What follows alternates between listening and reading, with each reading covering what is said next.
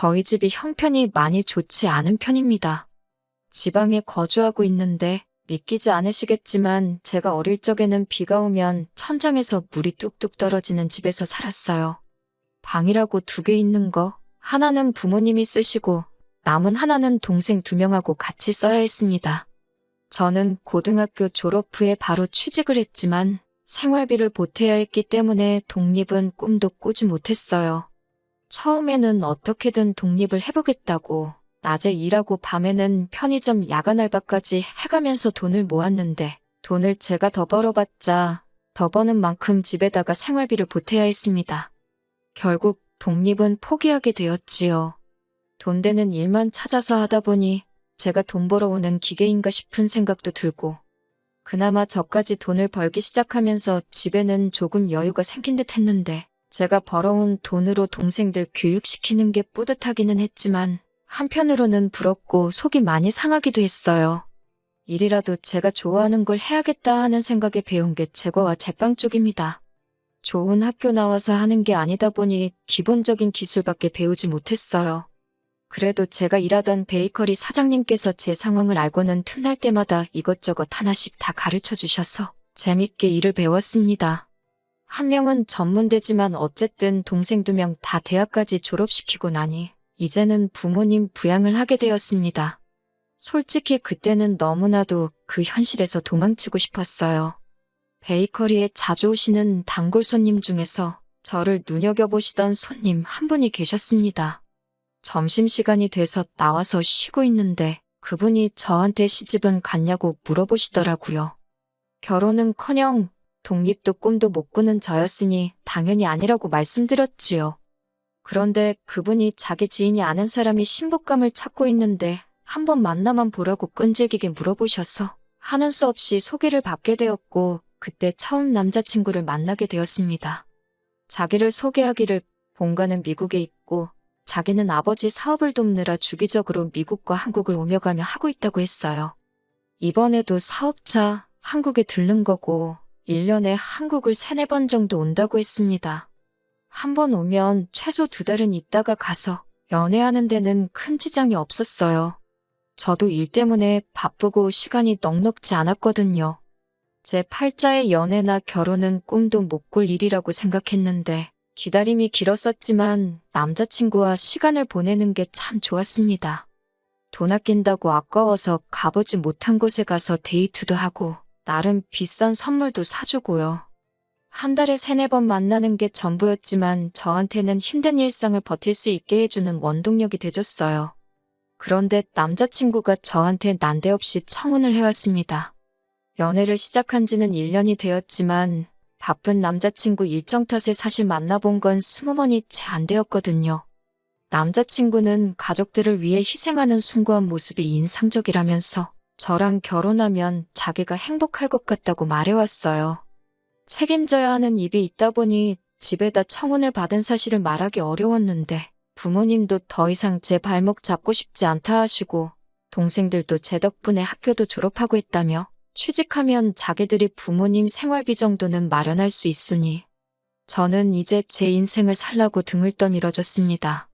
남자친구도 저한테 했던 말이 한국하고는 다르게 미국은 빵의 주식이 아니겠냐고 빵 만드는 기술자들 대우가 한국하고는 비교도 할 수 없을 정도라고 하면서 미국 베이커리에 취직하면 여기서 버는 돈의 몇 배를 벌 텐데 생활비 보내드리는 거 가지고 자기가 뭐라고 하겠느냐는 말도 해줬었거든요. 그런데 무엇보다 제가 남자친구와 결혼해서 미국으로 향하는 걸 결심하게 만든 건 제 욕심이 가장 컸어요. 언젠가 제 이름 걸고 저도 베이커리 하나 열고 싶었거든요. 사장님이 많이 가르쳐 주시긴 했지만 제가 배운 거라곤 자격증 딸 때 배운 기술 몇 개와 일할 때 배운 몇 가지들 뿐이었으니 저도 본격적으로 하기도 취득해보고 더 배우고 싶은 욕심이 생겼습니다. 그런 열망 때문인지 솔직히 20번 남짓 만난 남자친구가 저에게 청혼을 해왔고 결혼을 급하게 하려고 했는지에 대해서는 의심조차 하지 않았었네요. 그런데 비자를 발급하는 과정에서 대사관에서 제 비자를 반려시켰습니다. 이민 브로커 말로는 제가 학력도 없고 여자라서 비자 발급해주는데 좀 보수적이라고 설명해주더라고요.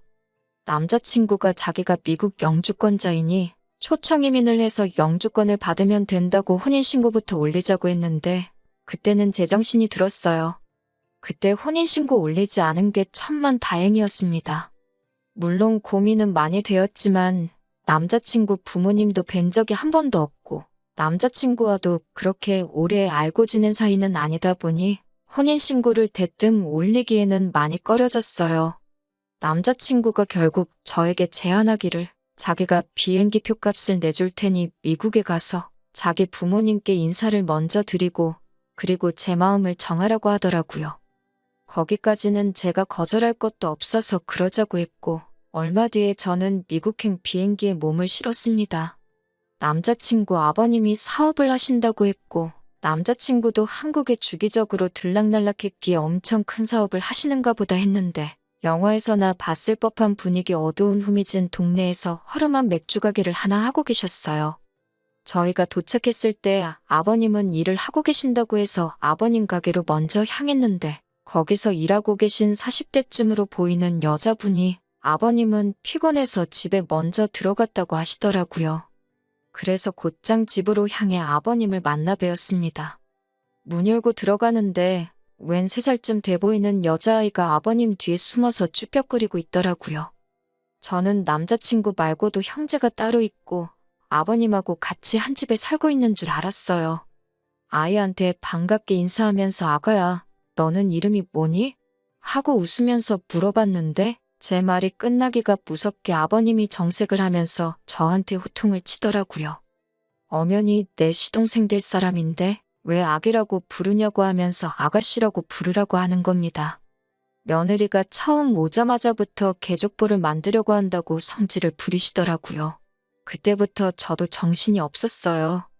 그리고 한편으론 며느리라니 아직 결혼도 안 했는데 벌써부터 며느리 취급을 하시네 하는 마음이 들었습니다.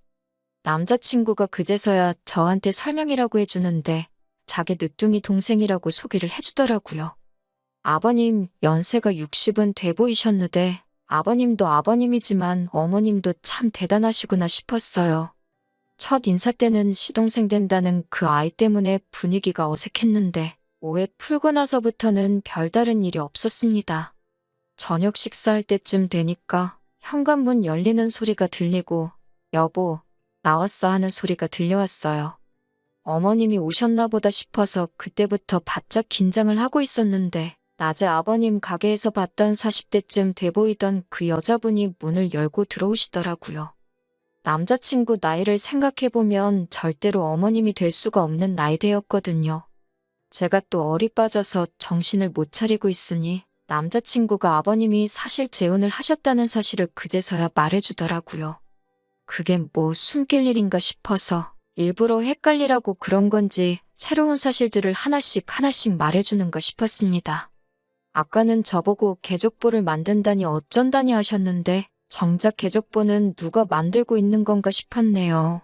새어머니이긴 했지만 남자친구하고는 사이가 좋은 듯 보였어요.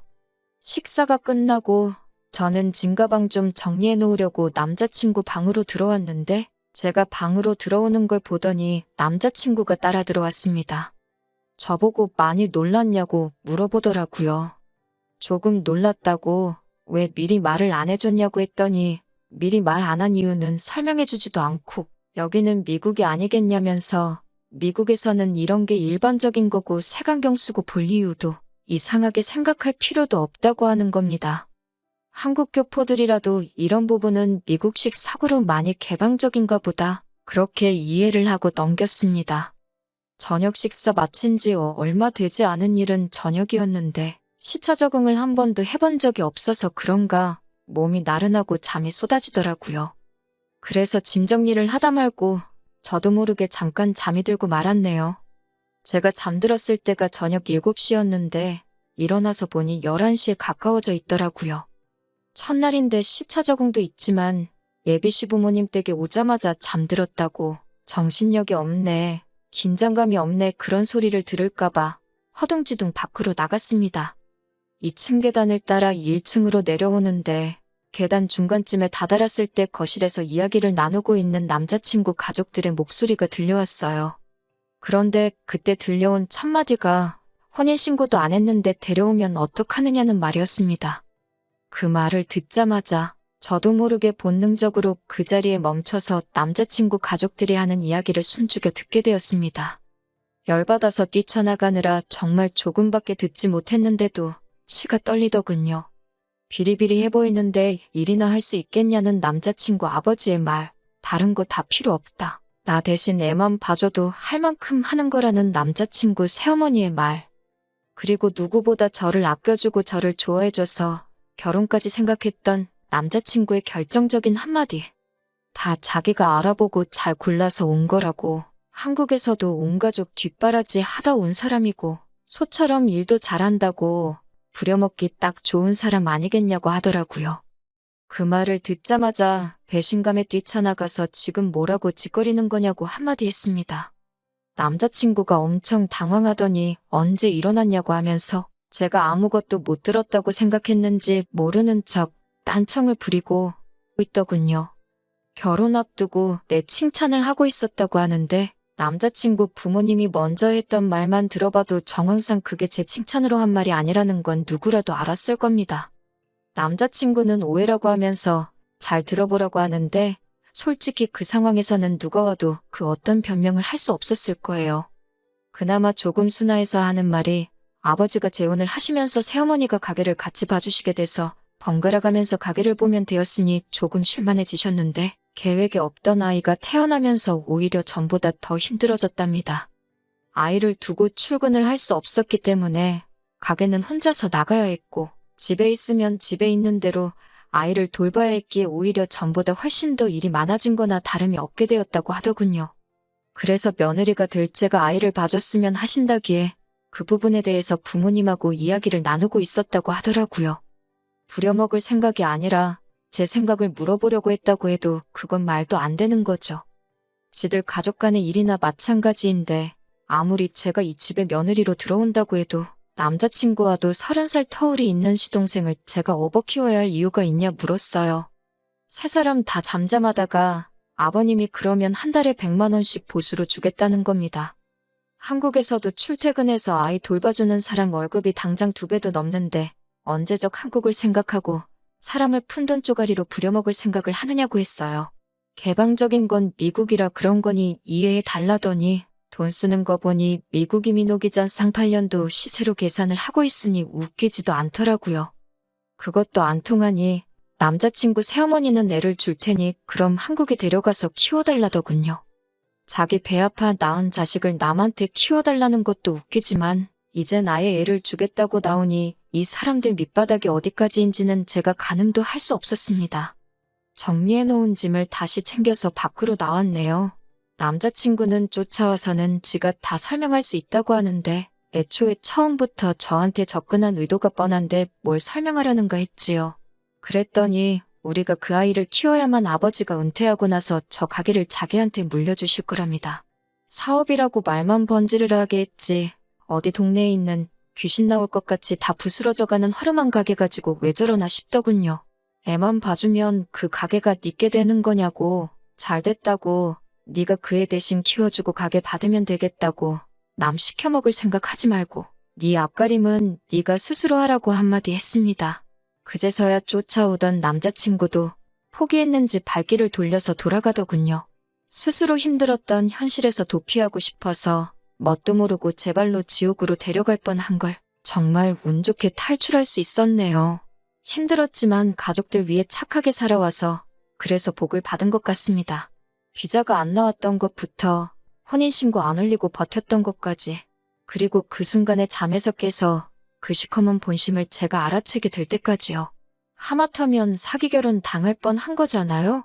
한국에 돌아오니 저희 가족들도 엄청 많이 놀란 듯 보였습니다. 그리고 부모님께서 저한테 사과를 하더라고요. 그동안 저만 너무 고생시킨 것 같다고 미안하다고요. 하마터면 우리 집 소중한 첫째를 지옥 불구덩이로 헐값에 팔아버릴 뻔했다고 하시면서 말입니다. 동생들도 이제는 너무 조급해하지 말고 우리 한국 땅에서 제가 하고 싶은 일 찾아서 공부도 해보고 늦었지만 꿈을 이뤘으면 좋겠다고 하더라고요. 이제는 자기들이 저한테 베풀 때라고 하면서요. 제가 지켜줘야만 하는 가족들인 줄 알았는데 저를 이렇게 지켜주겠다고 나서니 그렇게 든든할 수가 없어요. 비 온 뒤에 땅이 굳는다고 했나요? 비록 남자친구의 어이없는 계획에 연애도 결혼도 다 망쳐버리고 말았지만 평생 무엇과도 바꿀 수 없는 든든한 가족이 되었어요. 앞으로는 저도 제 인생의 새로운 목표를 잡아서 앞을 향해 뛰어나갈 생각입니다. 후기 보내드립니다. 댓글로 응원해주신 분들께 너무 감사드립니다. 저는 잘 지내고 있어요. 댓글에 주작이라고 하시는 분들도 몇몇 계시는데 전부 사실이에요. 미국 동부의 한국인들 많이 모여 사는 주에서 남자친구 아버지 재혼한 이야기 모르는 사람이 없다고 할 정도라니 들어보실 분들은 들어보셨을 수도 있겠네요. 아무튼 남자친구를 저한테 소개시켜줬던 분께서 다시 돌아와 일하는 저를 보고는 저한테 있던 소식을 듣고 나로 알아보셨나 봅니다. 저한테 미안하다고 하시더라고요. 그분이 남자친구 아버지와 어렸을 때부터 알던 분이시랍니다. 남자친구 처음 소개시켜준 것도 아들 장가 보내려고 한국에 보냈는데 괜찮은 사람 있으면 소개 좀 해달라는 부탁을 하셨다네요. 그래서 평소부터 눈여겨보고 있던 저를 소개시켜줬던 거고요. 그분은 당연히 이런 뒷내용을 몰랐으니 좋은 마음에 소개시켜준 건데 이렇게 돼서 미안하다고 하시더라고요. 미국에도 한국 사람들 많이 모여 사는 곳에는 루명식으로 술집이 있다네요. 남자친구의 새어머니는 거기서 마담으로 일하고 있던 사람이었다고 하고요. 그런데 나이 먹고 오갈 때 얻게 될 뻔한 걸 어떻게 남자친구 아버지가 데리고 와서 살기 시작했다고 해요. 그러다가 계획에도 없던 아이가 태어나게 된 거고요. 남자친구가 아이를 대신 키워줄 며느리를 찾으러 혈안이 되었던 건 사연에 적었던 대로 남자친구 아버지가 가게를 물려주는 조건으로 아이를 키우라는 조건을 걸었다고 하네요. 사업한다고 하고 다니고 번드르르 하게 생기긴 했는데 남자친구는 이민에 부적응한 전형적인 이민 1.5세대라더라고요. 그 가게를 물려받는 것 말고는 스스로 할 수 있는 일이 아무것도 없었다고 해요. 그러다가 저를 만나게 된 거고 그 이후는 앞서 적은 사연처럼 사건이 일어나게 되었던 겁니다. 남자친구 아버지가 연세가 있는 편인데 글쎄요. 남자친구 바람대로 애 대신 키워주고 가게 물려받으면 참 좋은 일이겠지만 남자친구 새엄마가 과연 자기 남편의 유산을 아들한테 전부 가게 내버려둘지 모르겠네요. 인상 보니까 도끼가 보통이 아니던데 말입니다. 아니면 혹시 모르죠.